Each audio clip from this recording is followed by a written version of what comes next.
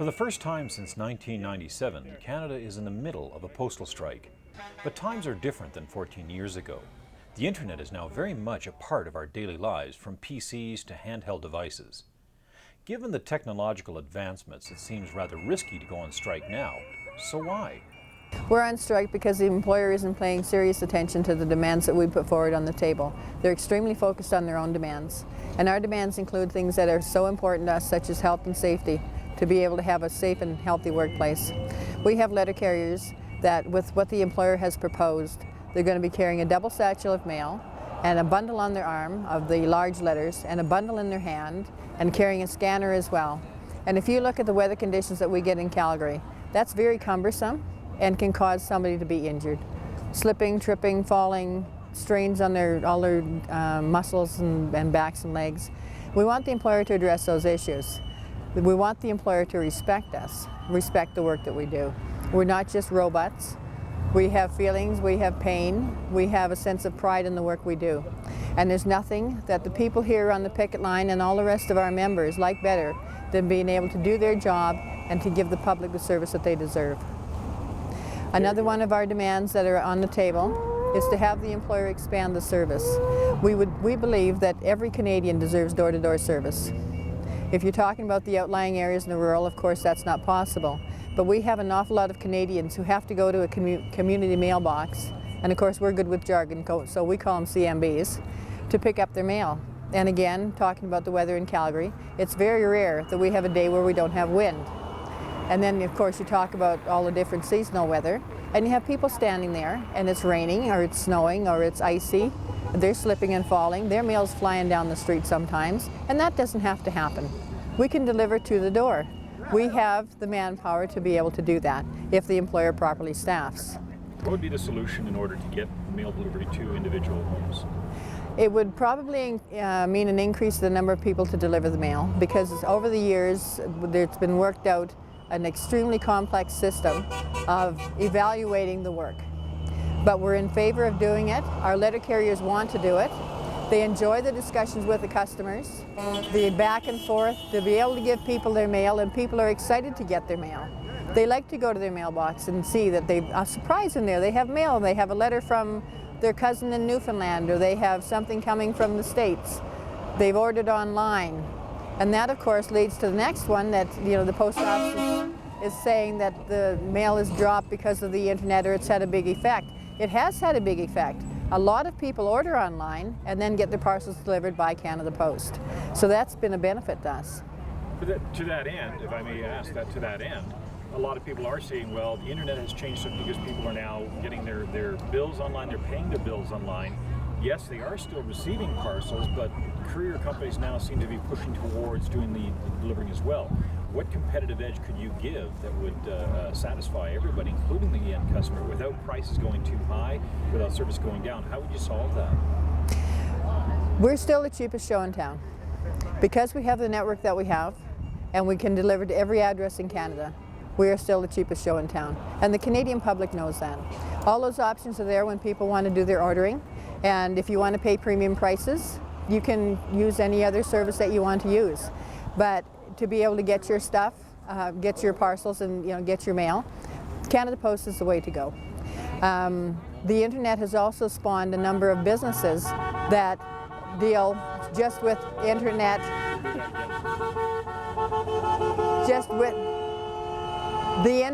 the internet has also spawned a lot of businesses dealing solely in internet or cyberspace. I'm not really good on those terms. And they send their bills out by mail, first-class mail. They send their products out by Canada Post because small businesses are not there. We have the support of the Canadian public, you can tell. Well, clearly you've got the support out here today. How does that, okay, let me ask that question. How does that make you feel that you do have the support? It makes us feel terrific because we've been hearing different things, and of course Canada Post they want all their demands settled.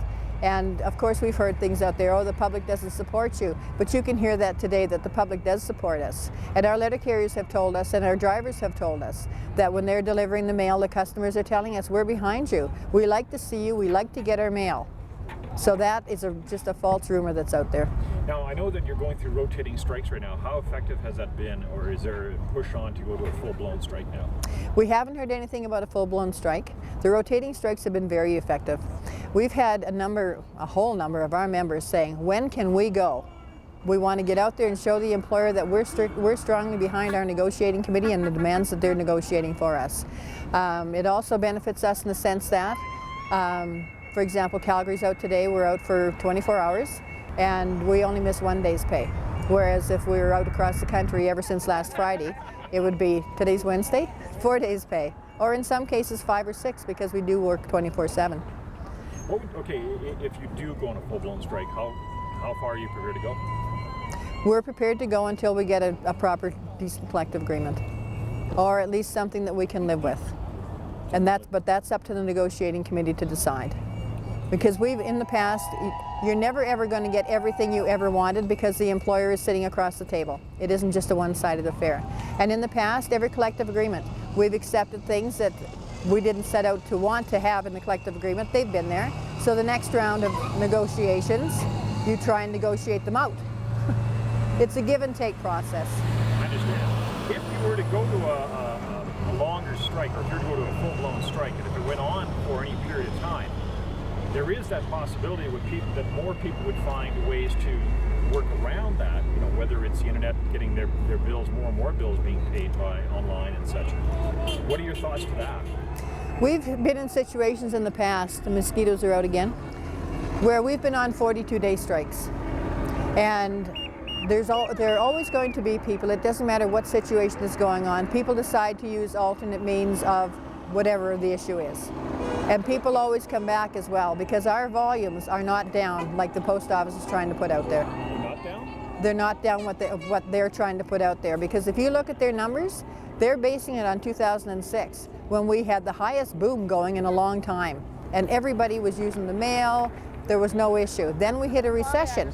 So if you take in all those years, you're going to see a decline because that was the boom. Which years are you speaking of now? 2006 until now. Okay, and the numbers that are being suggested are since 1997 that the numbers are down. Is it from 2006 or from 1997? 2006. The employer is saying that mail volumes are down 17% since 2006.